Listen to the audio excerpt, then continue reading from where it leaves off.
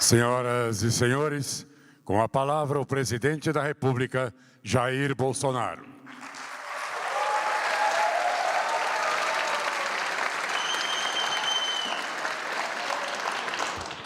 Senhoras e senhores, boa tarde. Eu vou falar do tema, mas eu queria perguntar para vocês, o que é indignação? Quando é que você fica indignado? Quando você vê um brutal ato de injustiça. E não interessa contra quem seja esse ato de injustiça, nós temos que nos indignar. Nós temos que demonstrar o nosso sentimento. Nós temos que tentar mostrar que o outro lado está errado. Bem, tem um jurista aqui na frente, nosso ministro Humberto. Nós somos autoridade para agir em flagrante delito. Não é isso mesmo? Nós podemos deter uma pessoa que tenha cometido um delito grave, de forma flagrante. Eu pergunto, eu poderia aqui agora deter alguém por ter espancado um marciano? Poderia? Acredito que não. Não existe nada aqui na lei que fale, se você espancar marciano, maltratar ou matar, você venha detê-lo. Eu pergunto a vocês, pode alguém ser punido por fake news? Olha, ele está espalhando fake news. E se esse fake news não for fake news, for uma verdade? Pior ainda. Enquanto aqui a gente está num evento voltado para fraternidade, amizade, amor, compaixão. Aqui, do outro lado da Praça dos Poderes, uma turma do Supremo Tribunal Federal, por 3-2, mantém a cassação de um deputado acusado em 2018 de espalhar fake news. Esse deputado não espalhou fake news, porque o que ele falou na live, eu também falei para todo mundo, que estava havendo fraude nas eleições de 2018. Ia se apertar o número, quando se apertava o número 1, já aparecia o 13 na tela e concluía a votação. Foram dezenas de vídeos, dezenas de pessoas ligaram para mim ao longo de toda a noite, daquela primeira votação, do primeiro turno de 2018. Isso é uma verdade. E esse deputado foi cassado. Primeiro ele foi absolvido por 7-0 no TRE do Paraná. Depois, por 6-1, foi condenado no Tribunal Superior Eleitoral, cujo objetivo era criar jurisprudência para perseguir os outros, que porventura não gostassem do seu comportamento. Deputados que estão aqui, que porventura estejam nos ouvindo, vai chegar a sua hora, se você não se indignar. Não existe tipificação penal para fake news. Se for para punir com fake news a derrubada de páginas, fecha a imprensa brasileira, que é uma fábrica de fake news, em especial Globo, Folha. Outro caso hipotético. Vamos supor um caso hipotético, que o João assassinou a esposa Maria. E ele foi condenado. Algum tempo depois, descobriu-se que o João não era casado com a Maria. Eles viviam em união estável. Solte-se o João, volte o processo às origens. Assim foi a absolvição do Lula. Patrocinado por quem? Edson Fachin. Ele que botou o Lula em liberdade. E baseado no quê? No CEP, Código de Endereçamento Postal. Ele não podia ser julgado em Curitiba. Tinha que ser julgado em São Paulo ou Brasília. E anulou-se na época, que já se prescrevia, todas as acusações contra ele. Que Brasil é esse? Que justiça é essa? Me desculpe os demais magistrados aqui presentes. Onde está o nosso TSE quando convida as Forças Armadas, via portaria, assinado pelo ministro Barroso, a participar de uma comissão de transparência eleitoral? As Forças Armadas descobrem centenas de vulnerabilidades, apresentam 9 sugestões. Não gostaram. Eleição é coisa para forças desarmadas. Convidaram-os para quê? Ora bolas.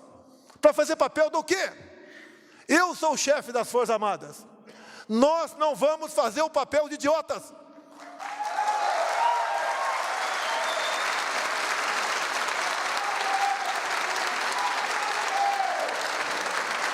Eu tenho a obrigação de agir.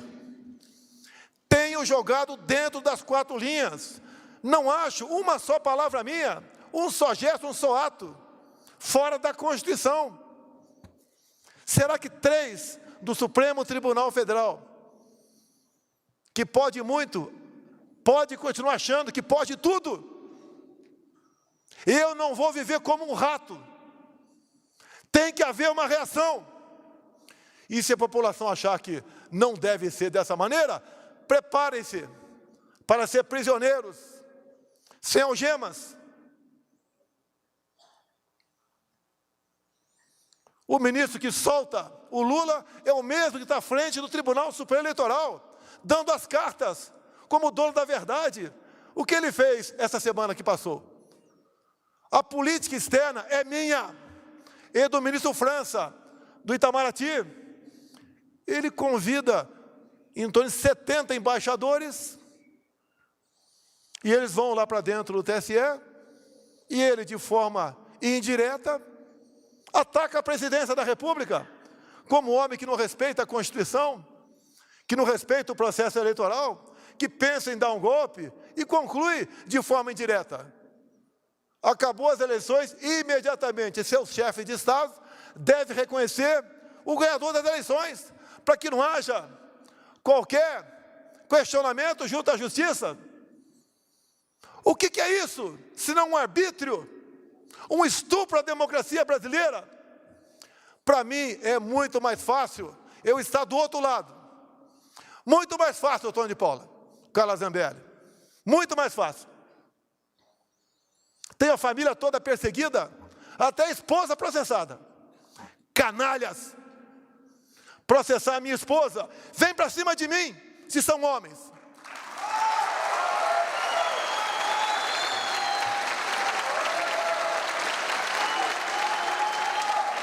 Eu sou suspeito para falar de parentes ao meu lado. A minha esposa, pelo que eu vejo, pelo que eu sei, é uma pessoa discreta, que trabalha pelos menos favorecidos, por pessoas com deficiência, aprendeu Libras, dá exemplo, porque participa ao lado da ministra da Mulher, no Dia das Mães, no horário das 20h30 da noite. Ela é processada. O que querem com isso?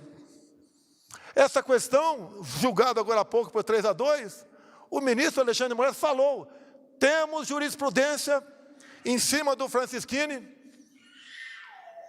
para caçar registros e prender candidatos que, porventura, duvidem do sistema eleitoral.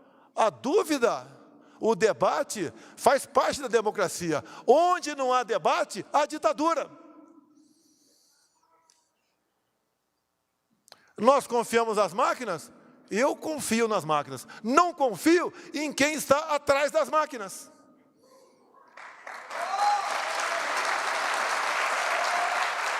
Me permitem avançar. Me permitem avançar.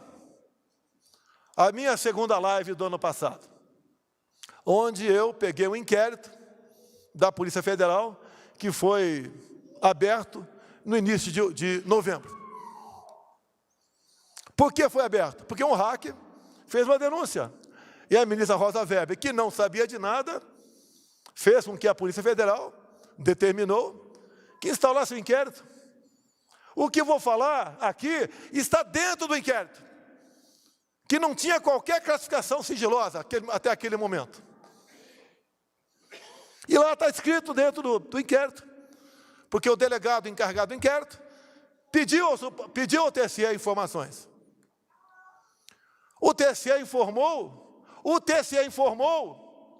que os hackers ficaram por 8 meses dentro do TSE. com a senha do ministro Banhos. Está escrito isso. E essa imprensa não enxerga isso? Vai falar amanhã que eu estou atacando as urnas eletrônicas? Vocês serão os primeiros a ser perseguidos no futuro. Pode ter certeza disso? Os hackers tiveram 8 meses com a senha do ministro Banhos. Nos primeiros dias, o delegado encarregado do inquérito pediu os logs. 7 meses depois, o TSE informou, está no processo, que os logs foram apagados por uma firma terceirizada que fazia manutenção dos computadores. Os logs são entregues no mesmo dia, no dia seguinte. É como um backup. Por que 7 meses? Ficaram arrumando o que dentro do TSE?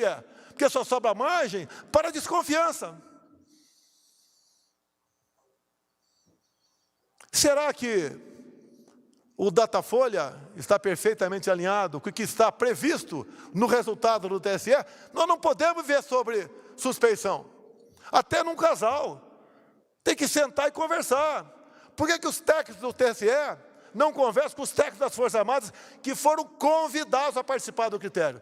Queriam a participação das Forças Armadas como a moldura de uma fotografia para dar ar de credibilidade?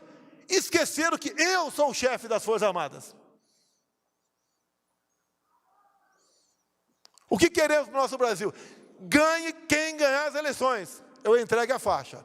Numas eleições limpas, democráticas e auditáveis.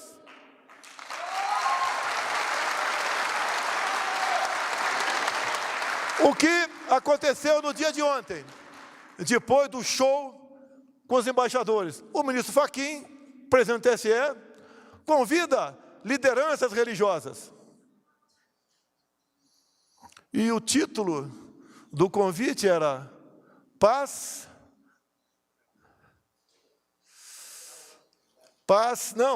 tolerância, paz e tolerância. Olha só, o ministro Fachin fala aqui, paz e tolerância. O que o Fachin fez no ano passado? Tentou de todas as formas no TSE criar uma jurisprudência ao tentar caçar uma vereadora evangélica de Lusiânia, Goiás, que pediu voto numa pequena igreja para meia dúzia de pessoas. Vote em mim. Com essa cena, o ministro Edson Fachin tentou criar a jurisprudência para caçar registro de cristãos, evangélicos e espíritas sobre abuso do poder religioso. Qual é a coerência desse ministro? Um convite falando sobre tolerância, ele sendo um intolerante, com uma pobre de uma coitada de uma vereadora eleita em Lusiânia. Qual a isenção que tem esse ministro para conduzir as eleições? Qual terá Alexandre de Moraes para 40 dias antes assumir aquele posto? O que podemos pensar, acreditar nessas pessoas? O que eles querem? Querem uma ruptura? Porque atacam a democracia o tempo todo.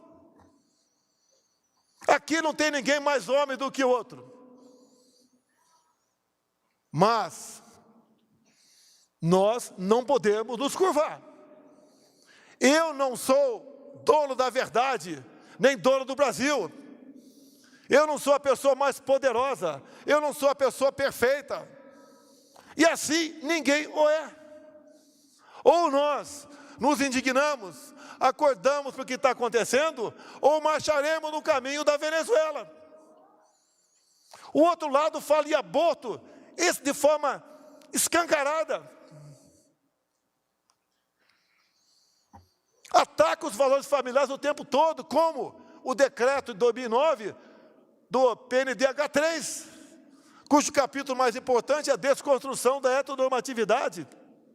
O outro lado diz que vai valorizar o MST, que nós acalmamos, titulando os mesmos. Diz que vai voltar a fazer empréstimos para os países, que isso é investimento. Nós já pagamos 4 bilhões, nós, o FAT, para o BNDES, dinheiro emprestado para a Venezuela. Mineiro, se tem algum aqui. Belo Horizonte não tem metrô, mas Caracas tem, com dinheiro nosso. Esse outro lado fala em desarmar a população. Não deu certo a política de desarmamento. O Chile está sendo desarmado agora. Todas as ditaduras precederam de movimentos desarmamentistas. Povo armado jamais será escravizado.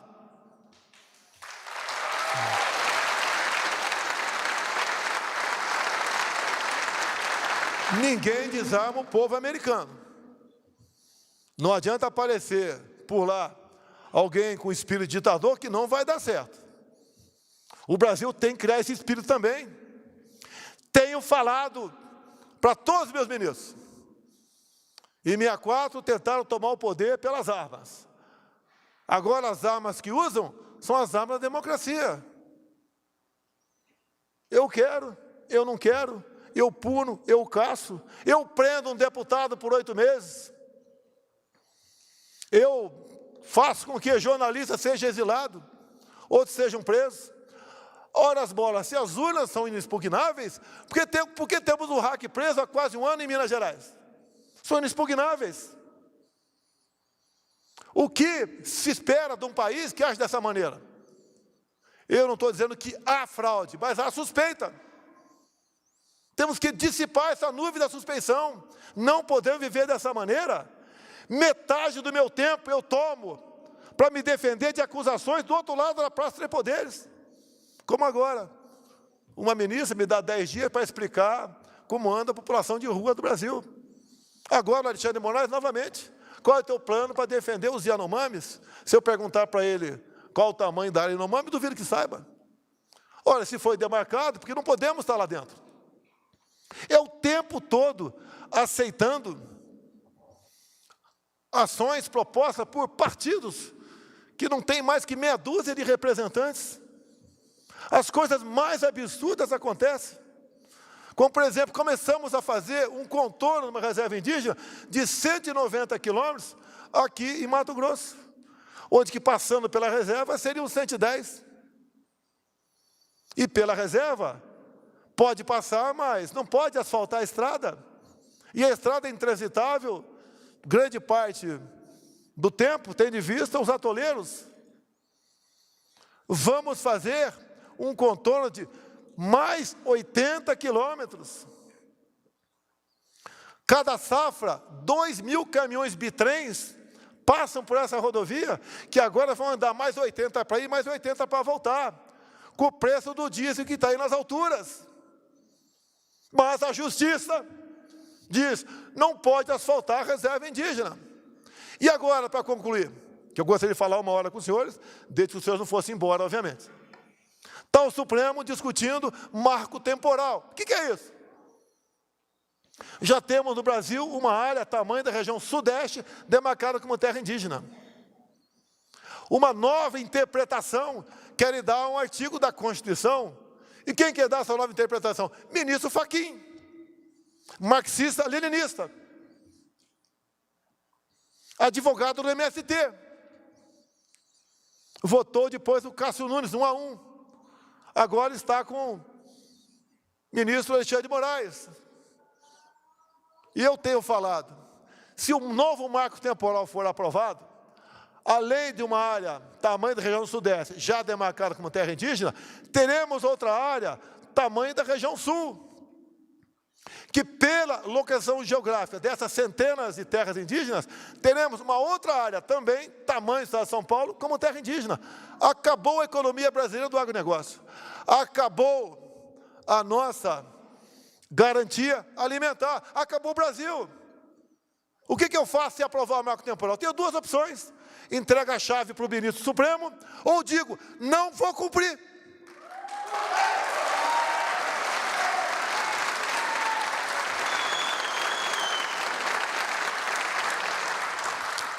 Eu fui do tempo que decisão do Supremo não se discute, se cumpre. Eu fui desse tempo. Não sou mais.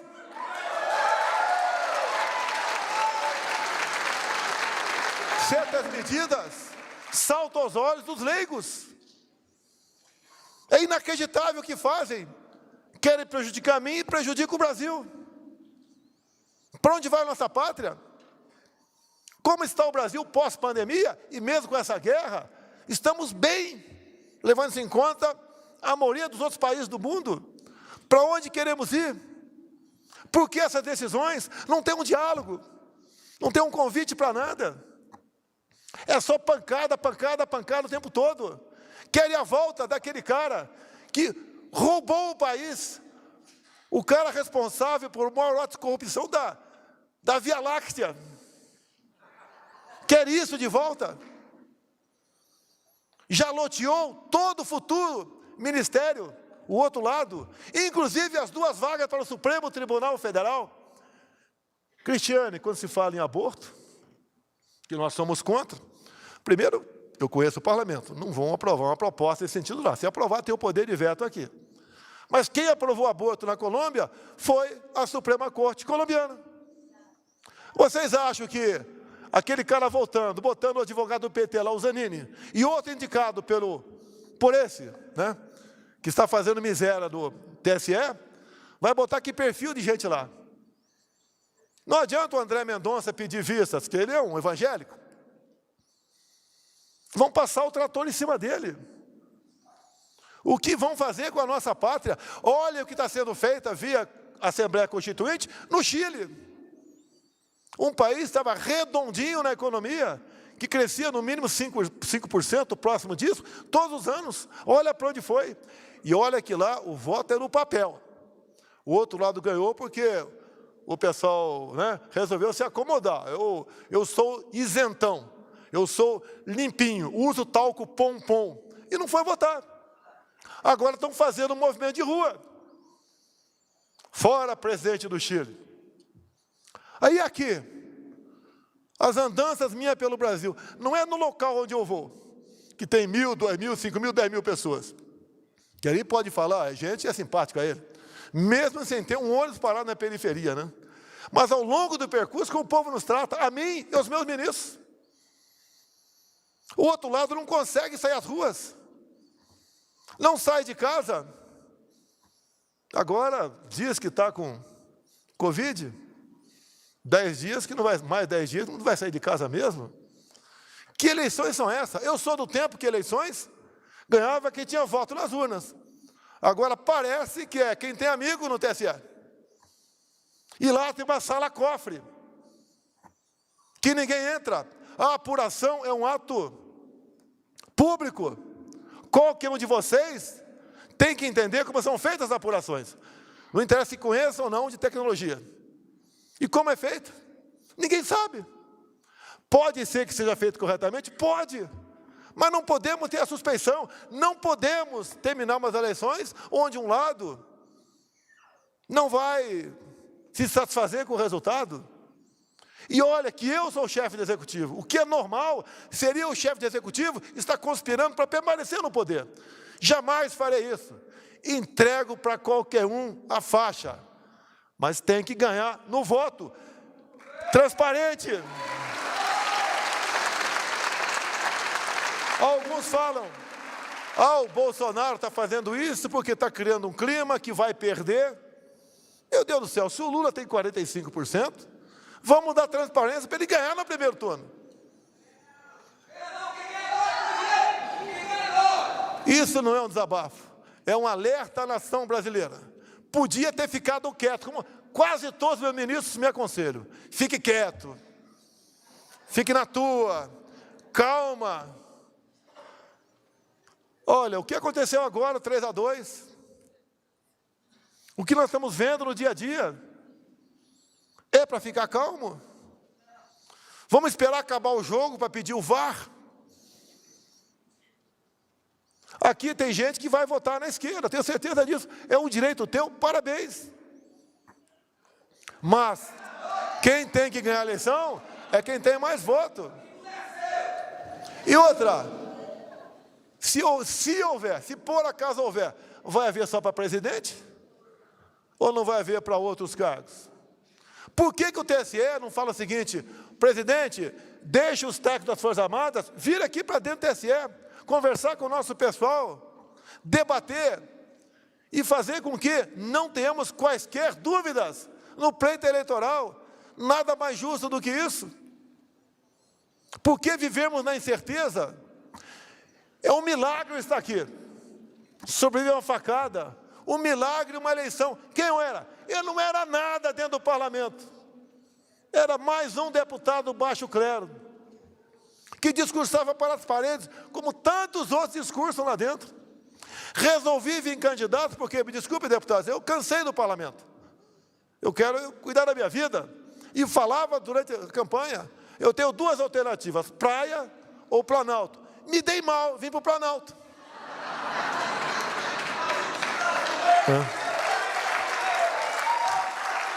Mas eu entendo. Aqui, Otônio, a gente não pode medir a fé. Medir a minha com a tua. Não tem uma fita métrica para isso. A fé está dentro de você. Ou você tem, ou você não tem. Eu aprendi uma coisa ao longo da minha vida. Sou católico, já li a Bíblia toda quando estava na fronteira. Naquele tempo não tinha energia elétrica lá, não tinha celular. Então tinha mais tempo para a família, para ler a Bíblia. E o que eu aprendi, Otônio? O que for possível fazer, que você faça. O que for impossível, bote nas mãos de Deus. Eu entendo que é dessa forma que devemos agir. E concluo mais uma vez. Não sou mais homem que nenhum dos homens que estão aqui. Somos iguais. Quando tiver o ponto final para cada um de nós, o nosso destino é o mesmo. Se ninguém enterrar, o urubu vai comer. Nada temeis, nem mesmo a morte, a não ser a morte eterna. Parabéns a todos da Secretaria pelo brilhante trabalho que fazem. Não queremos que pessoas que estão vivas na memória de nós voltem a ocupar lugar que já ocupou a Damares, que ocupa atualmente a Cristiane. Muito obrigado a todos vocês. Está encerrada esta cerimônia.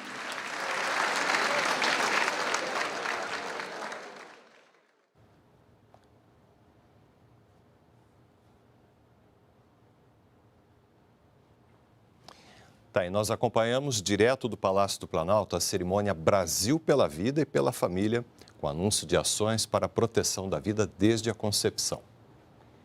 Para saber mais sobre esse assunto, acompanhe a nossa programação e siga as redes sociais da TV Brasil. Até a próxima!